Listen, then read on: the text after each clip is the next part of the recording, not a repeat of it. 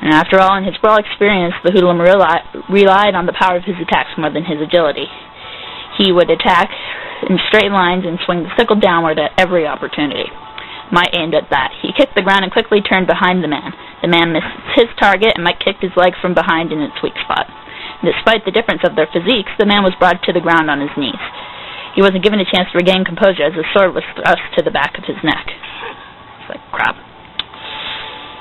So Mike wins, and everybody holds their breath, and then they all start cheering. They're like, oh, yay, happy, that was fun. And Mike demands, release the child. If you don't, something will happen to him. Do you understand? It's kind of creepy. And Ruffian B's like, crap, okay, big brother, bye. And he turns around and he runs away. And just leaves his brother. Ruffian B's like, I'm in trouble, and he leaves me behind for himself.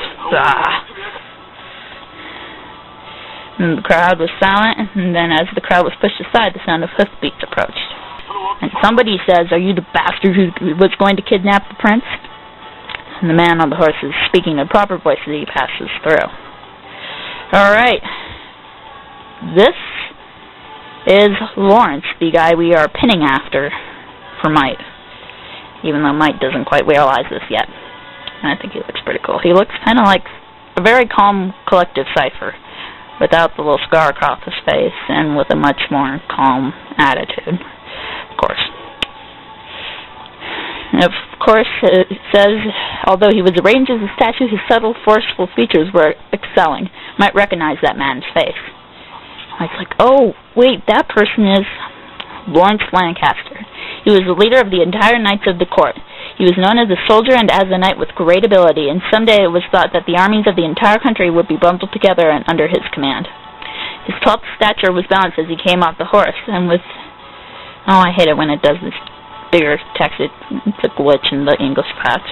Now I had to figure out where I was. Blah, blah. His tall stature was balanced as he came off the horse, and with no useless movements, it was easy to see through the training of military personnel.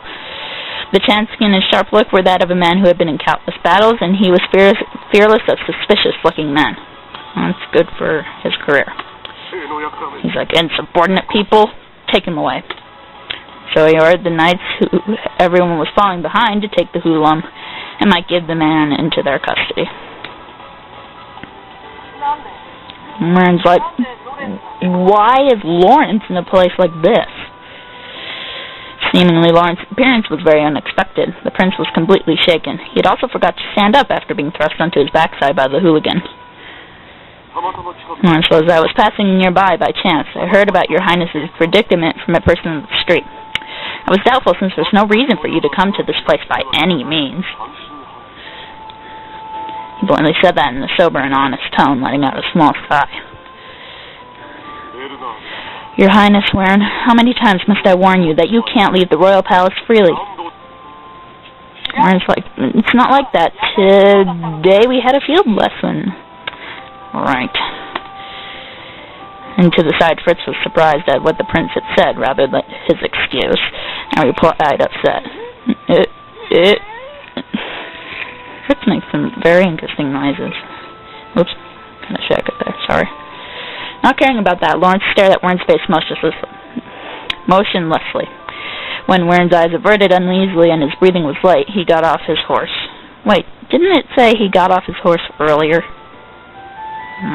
Whatever. Your Highness, you're troubling Fritz Dono quite a bit. Saying that, he held out his hand to Warren. Warren's like, wow, crap. Lies don't get past Lawrence. Even though he was held up by the faithful knight, he muttered annoyingly. His stubborn expression wasn't broken down. He was a brat, of course. Not caring about him, the boy turned the other way, while Lawrence squatted down and brushed the dirt off his clothes. It's like Lawrence says, well, I'll have to report today's matters to His Majesty King Sergei. When Warren hears this, his facial expression completely changes. He's like, wait, I won't go out from now on, so don't tell Father, please? With cherries on top and Fritz crackers on the side. Lawrence is like, you won't go out? With deeply sharp pupils, he stared into the eyes of the confused boy. Warren's like, okay, yeah, I'll stop. He averted his eyes and muttered in a voice that almost disappeared. And then he says under his breath, maybe. He added the small bit in his heart. Lawrence's voice resounded seriously as if he could read what was in the prince's heart. Moreover, I'm troubled by such a serious happening. Next time you want to go out, please report it accurately so a guard can follow you. Lawrence like, okay, fine. Glanced up at Lawrence and then reluctantly nodded his head in approval. And Lawrence like, so you won't give that report? No, that isn't so. I will do a report. Furthermore, Lawrence turned his back towards the prince who was trying to appeal to him, and he watched over Mike silently. Mike's just like, said, you. That was quite a scuffle. Though it wasn't finished, I was able to see the result. I am the leader of the Knights of the Court, Lawrence Lancaster. He received his greeting in such a grand manner that Mike's answer became confused. My name is Mike. I still think that's an also odd name. They've got some really weird names. You helped His Highness Warren. You have my gratitude. Mike, well, how unexpected. What gratitude? He strained his face as he strained his... Not that sentence, this English passage has some very bad sentences. As he strained, his face blushed. His long-time goal was to be a part of the Knights, and here was the head. The person he longed to be was now before him. Looking up to a strong and brave knight like Lawrence, he devoted himself to fencing. The results of Mike's fencing were very high, and his enrollment into the Knights was certain. That event never happened, and if he hadn't slipped out of training school. Lawrence asked him, where do you study fencing? Lawrence, yeah. And Mike's like, at the training school. He's like, oh? Which training school? Mike hesitated, but he couldn't answer in a casual manner. That was the silver training school. As he admired him, Lawrence continued, seeming not to notice, but shaking. I see, it's silver. I heard from the fencing instructor that there is a quite skilled kid around. So that's why you were able to use the sword so skillfully at that age. I like Lawrence's voice, it's very nice. Mike's like, not used to being flattered by such people. Mike was hardly able to believe his ears. Lawrence said that, and a smile lightened his face.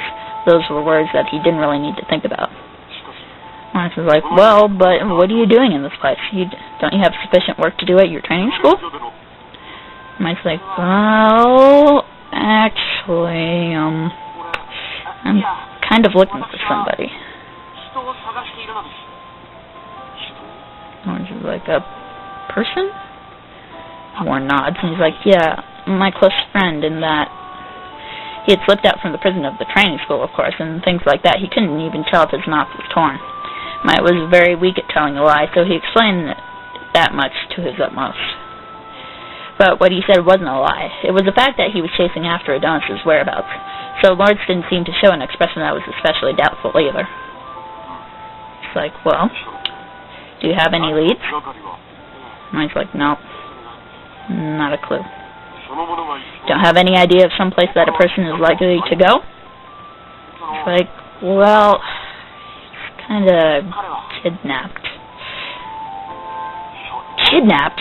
How did this happen? Dun, dun, dun. The eyes of the head knight became sharp. Although searching for someone was an individual freedom, a kidnapping that was carried out had to be managed as a crime.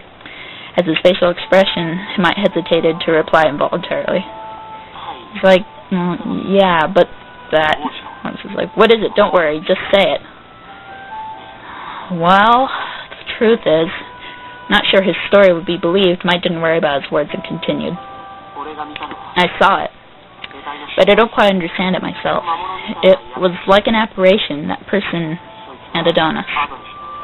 His word revived a memory. Faintly in his consciousness, he could see that scene like a nightmare.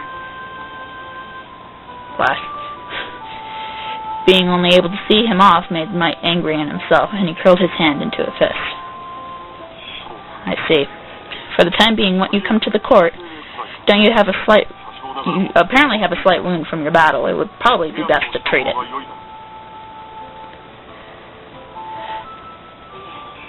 It's like, it's not that bad. I'll be fine.